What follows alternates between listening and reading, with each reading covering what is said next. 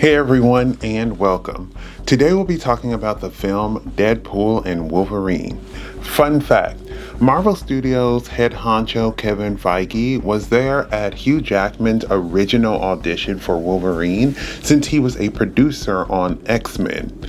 This film came out in 2024 and stars Ryan Reynolds, Hugh Jackman, and Emma Corrin, and was directed by Shawn Levy. So, without further ado, let's get right into it.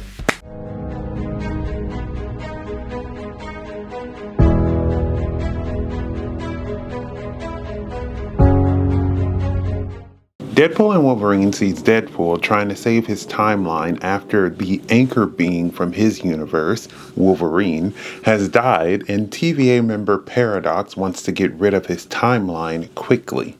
Deadpool travels to other universes to find a Wolverine so that his world doesn't die, and in the process makes some new friends and a new enemy unlike anything he's seen before. Deadpool and Wolverine is a comedy action film. It has similar vibes to Furiosa, Loki Season 1, Episode 5, or X-Men. Deadpool and Wolverine was a movie I was super excited for because all of the Deadpool movies have been great, and I would say that Hugh Jackman's Wolverine has become kind of a legend in the comic book movie world, and I just knew they'd have some great banter. The main thing I was worried about was whether the move to Disney would make this film lose its charm, and I think it's safe to say that that didn't affect anything.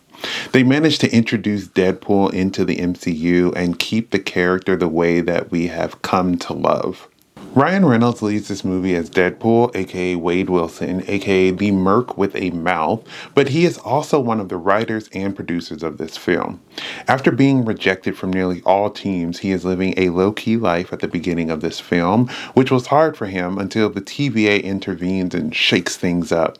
He is on a mission to save his timeline from Paradox and the TVA, who sees that his timeline is dying and is trying to speed up the process. So Wade attempts to save it by recruiting a Wolverine. I'm amazed at the fact that Ryan was able to take a character that was massacred in a movie and basically have a redo and do it right and change the perception of that character completely. I just feel like there are often talks about actors who play a role so well that you wouldn't want anyone else to play it, and I think that Ryan Reynolds as Deadpool is on my list. He's so funny on and off the camera, and the way he is able to compare Deadpool's life or events happening in front of his eyes to something big that happened in pop culture is hilarious to me as a pop culture connoisseur. I loved how he was wearing a toupee in the beginning of this movie, and throughout the rest of the film, he had these staples in his head and just never took them out. In this film, his swords are adamantium, which makes sense to match Wolverine's skeleton and makes for a deadlier Merc. Speaking of adamantium, the opening scene was hilarious to see him take out TVA members with the dead Logan's adamantium skeleton while doing a choreographed dance to Bye Bye Bye by NSYNC, which I felt like many people don't realize the song was also in X2, and I learned that the dancer Nick Pauli was the one who did the dance moves for that, so bravo. Deadpool never stops talking, and it's always funny to see how everyone is always annoyed by that, but he still has a core group of family who loves him for who he is and who he is fighting for. Ryan also plays Nicepool, who's an alternative to Deadpool, who doesn't have a disfigured body, talk as much, and is generally nicer, who Deadpool hates. And it was funny to see them, interact on screen, and Deadpool eventually being the reason Nicepool dies when he uses him as a human shield. I just really enjoyed Ryan in this role, and I'm glad that they're able to keep the story going. Deadpool falls in love with Dogpool in this movie, who he can't have because it's Nicepool's dog. That dog was so ugly, but I loved him, and I'm glad that nothing happened to him. Wolverine is played by Hugh Jackman, who returns to the role that also won him the Guinness World Record for longest career as a live action Marvel character, with this being his 10th outing over 24 years. Wolverine is violent, and I feel like in the first film they were dialing it back, but as time has progressed, they have been able to show his animalistic nature, his berserker rage, as some might say, which is showcased more in this film. Like when he and Deadpool fought in the void, and he was on all fours running towards Deadpool. I loved Logan, and I was worried they would try to rewrite that film, which I'm glad they didn't, and showed that Wolverine from Logan is dead. And this is a completely different Wolverine who is sad because he let his team down. It was interesting to see that he not only let his team down by not being there when they all got killed, but also due to him retaliating, it gave the X-Men a bad name. I love how they showed him as this character that works with Deadpool but also hates him and his nonstop talking, and they let him curse. We also finally get to see him in a comic book accurate outfit, which isn't black leather, thankfully, and that made me so happy because the comic book outfits on these superheroes are cool and they're colorful and they're fun. He comes face to face with his arch nemesis Sabretooth, and I thought it was funny to see this battle that always happened between them ended so quickly with him just slicing his head off. He agrees to help with the promise that Deadpool can change the past in his universe, but later in the film, he decides to be a little more selfless. B-15 tells him that she can't fix the past, but also reminds him that if she changes the past, he would never have become the person that he is today. I do love how they also managed to squeeze in a comic book accurate Wolverine that's short, since it's something that has been discussed so much online when talking about if someone else was going to step into the role of Wolverine. There are a lot of cameos from various superhero movies in the past, more specifically the non-Disney movies, as well as some from the MCU.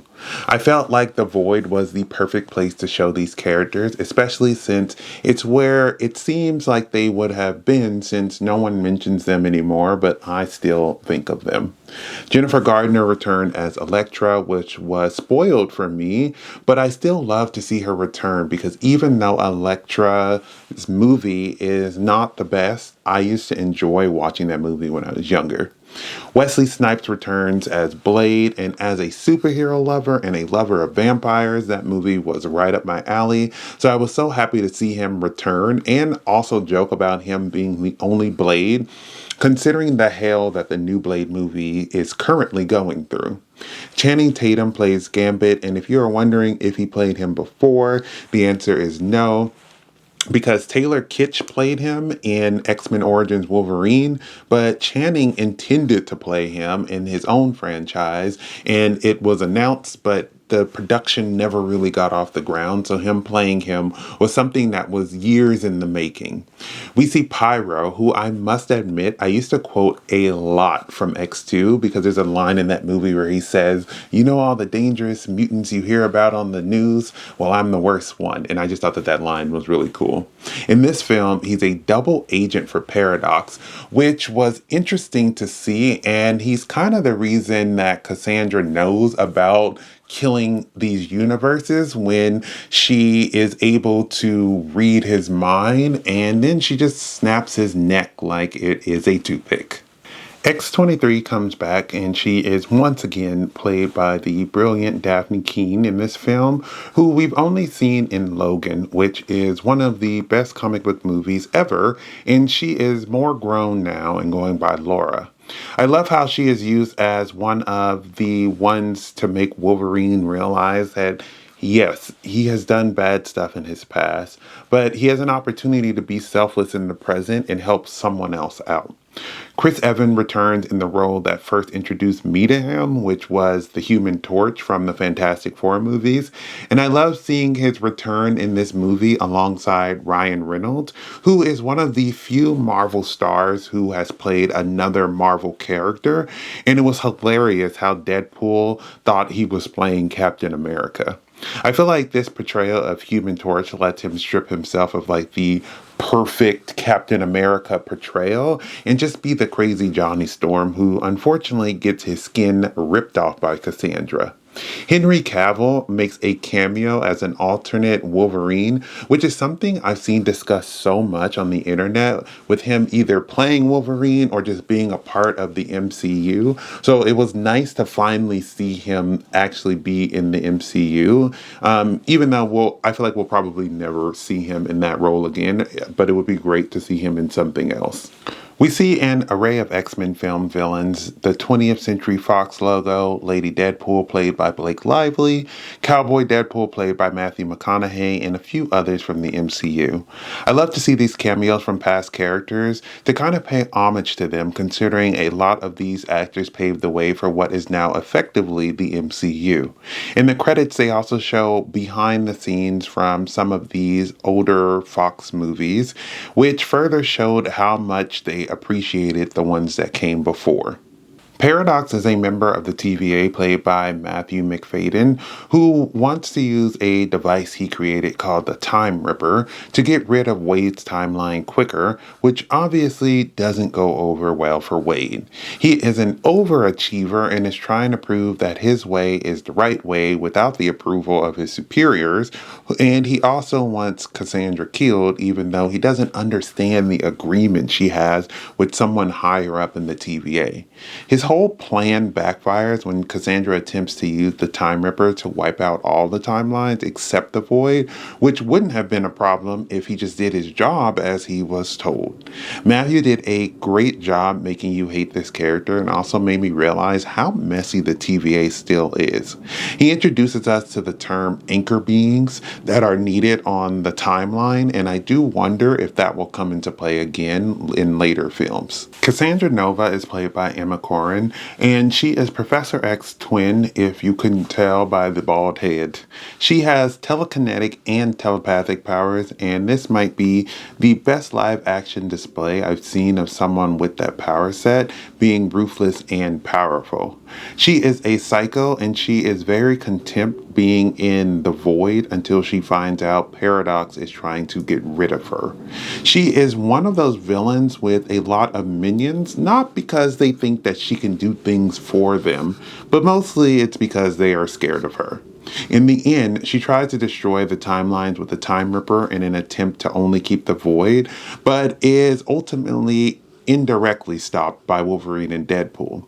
When I saw her in the trailer, I was like, wow, she is so powerful, and I felt that, Deadpool and Wolverine are great superheroes, but what are they going to do to stop her? And I felt that they handled it very smartly by stopping her indirectly, because it would have been too far of a reach to throw on all of this plot armor and have them be able to face her head on and survive.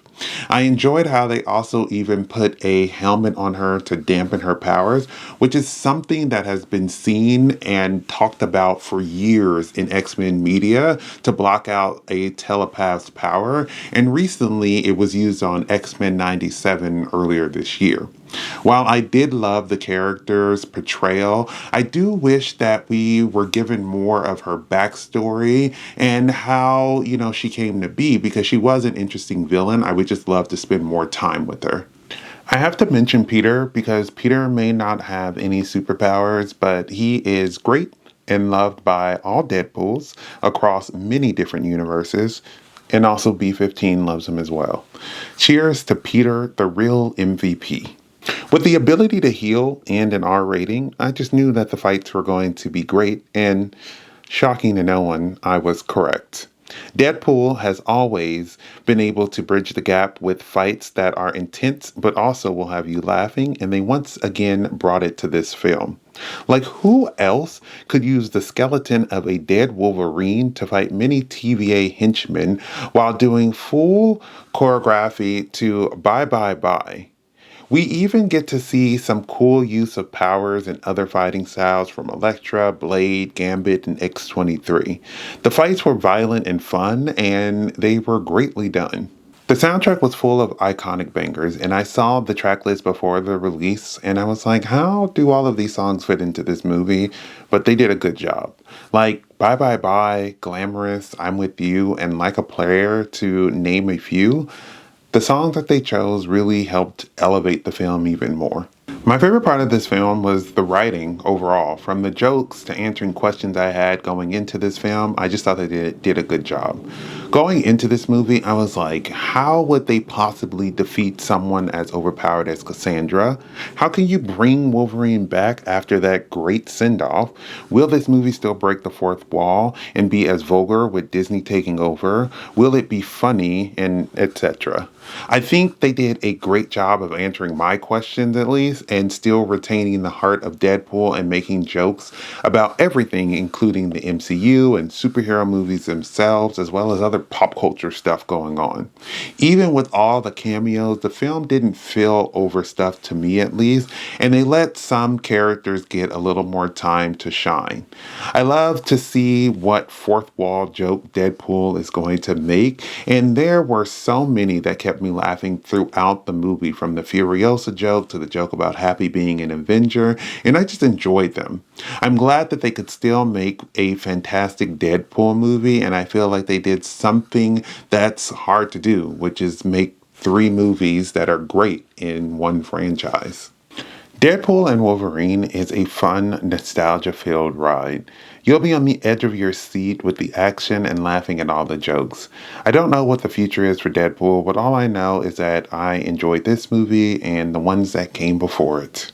Thank you for watching my video. I would love to hear your thoughts down below in the comments. If you haven't subscribed, please do so you can keep up to date with more of my videos. But besides that, everyone stay safe, have fun, and goodbye.